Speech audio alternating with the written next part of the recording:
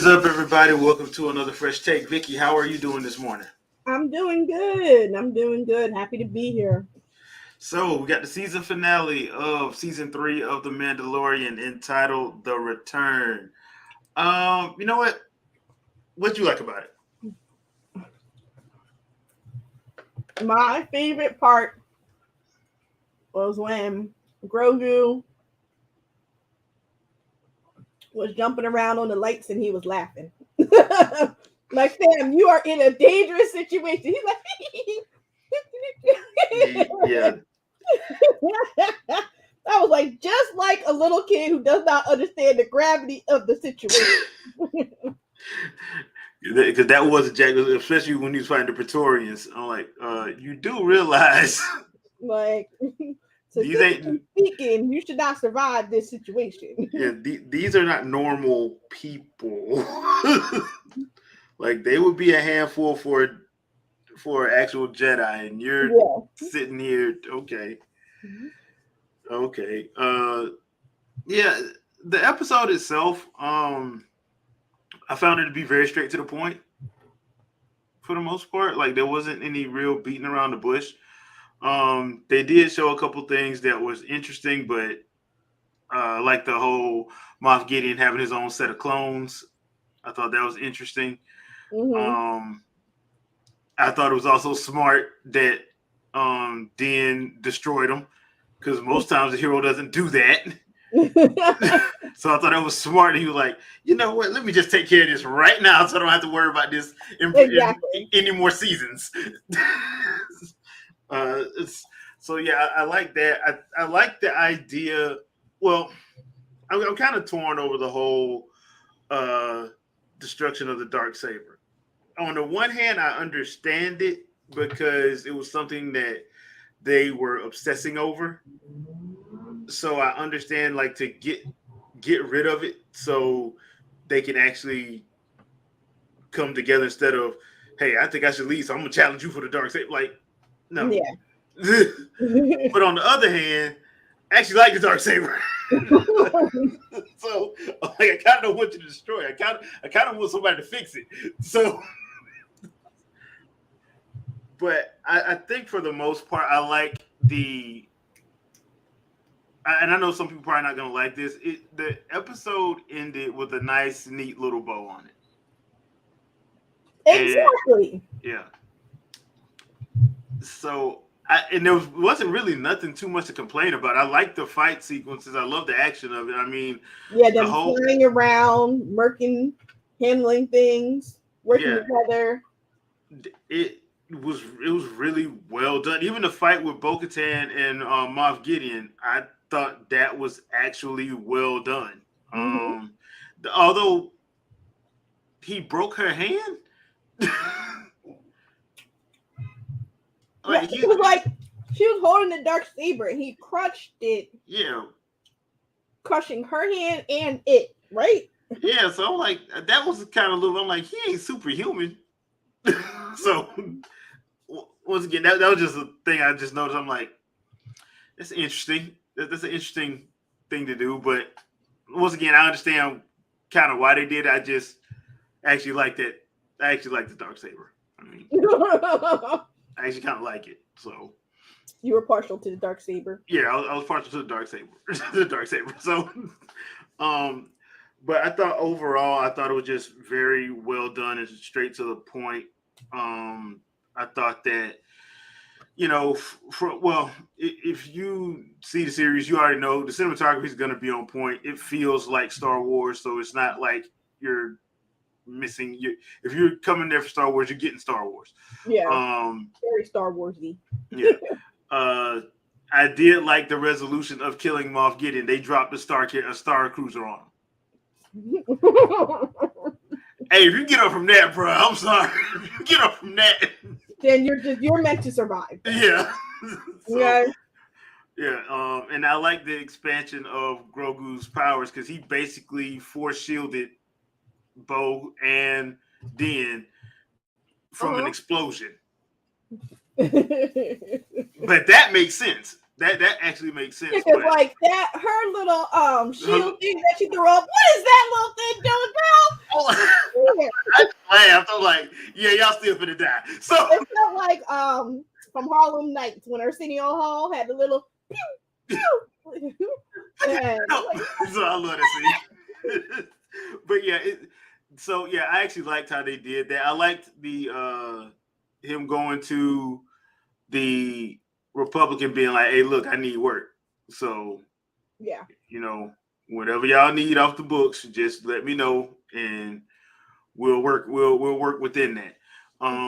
So yeah, I liked the overall ending. Now the season as a whole is kind of up and down for me because once again we got clearly evil chick that's living in Coruscant, and they did not go back to the whole Dr. Pershing thing because the way those clones were, they had already did those clones. So that whole episode with Dr. Pershing, honestly, I mean, like, it's very obvious that she's evil. So I didn't need a whole episode to show me that she's working within the system to continue her evilness. Yeah. Like, I could look at her tell me she up underneath the First Republic or whatever, and I know she's still working for Moff Gideon. Like you don't need to say nothing. Yeah, you're just like, yeah, this ain't gonna work. Y'all need to get rid of her. So, but yeah, I don't. That episode, I don't know what it was for. Yeah. So, like I said, the season as a whole kind of up and down. The best parts were the stuff where they would stick with like the Mandalorian stuff. Some of the politic and stuff back on Coruscant just wasn't. It didn't. Yeah, I mean, unless like I said, unless they're setting something else up, and they should have did it in the season that it's in, because I just don't know what else you're gonna do. Although I will say I did think we were gonna see Grand Admiral Thrawn, but they did not show him in this season finale. So nope. Yeah, I guess they're completely saving that for Ahsoka. Even though they did name drop them, they didn't show them. Yeah, like no. We're just only going to name drop right now. So all y'all need, y'all need nothing more than that. Yeah, y'all be okay. So what did you think about the season as a whole? As a whole, wasn't too bad. I enjoyed it overall. Like you said, there were definitely episodes that was just like, okay, but I'm also CW raised. So for you can. I'm always assuming that every season is going to have 3 or 4 episodes that are a waste, and that there might even be a singing episode. So like, a black and white noir episode. So like, whatever. So like it don't make me mad because I'm so used to those episodes. Gotcha. Yeah. Overall, good season. I did read somewhere that they're doing a season 4. I'm like, okay. I mean, short of you reuniting Grogu with his people, yeah, this is going to be him taking on. I mean, are we going to time jump and Grogu's going to be older? Well, here's the thing: the show is called The Mandalorian. You don't have to have Grogu and Din in it to do a season. Now, to be fair, they kind of set a standard with the whole Grogu situation, but you don't actually have to show them. You can actually show other stuff. And with the Mandalorians being reunited, you can actually... I don't think anybody's interested in that. Like, I'm just saying. I understand what you're saying. I understand. However, if it don't have Mando and Grogu, it ain't gonna do like it's gonna do. So Disney got Funko Pops to sell, right? They gotta listen. They gotta have in the show. Okay, so because the next step would be you got to do a time jump then, because you gotta do a time jump because Grogu can't be a baby or toddler anymore. Like he need to be a teenager or something. Young adult. Like we need to jump ahead a little bit, and he needs to progress and stuff whatnot. However, I don't like so like that would be the only thing that would make it work is there has to be a time jump. But then like if you what how far are you time jumping? I know they're basically erased, those other movies that came out, but like that's the thing. Like yeah, like you got these other movies in the world. So if you were completely erasing them, what? I guess Where is Grogu now? Did he die? Like he didn't come to help, like Luke in the midst of all of that happening. Yeah. Like he met Luke, they was cool. So like,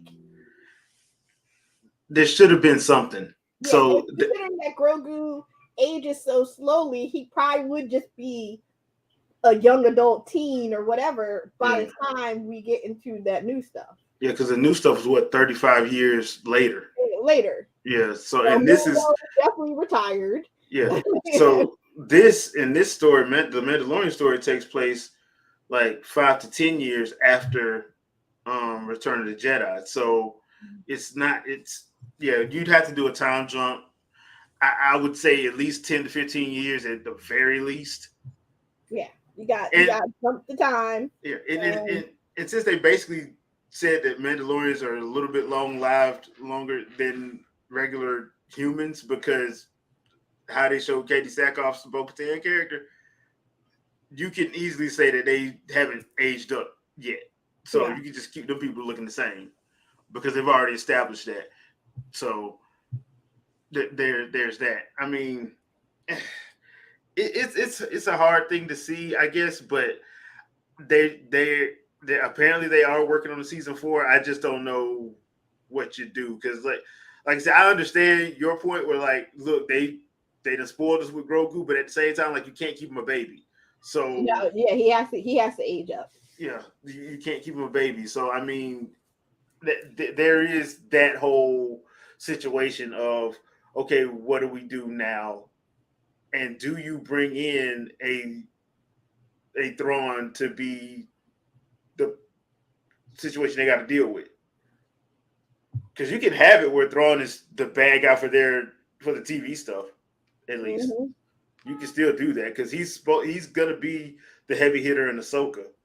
So you can or come up with some other evil person, because they did show the rest of the Empire that was in hiding, so to speak.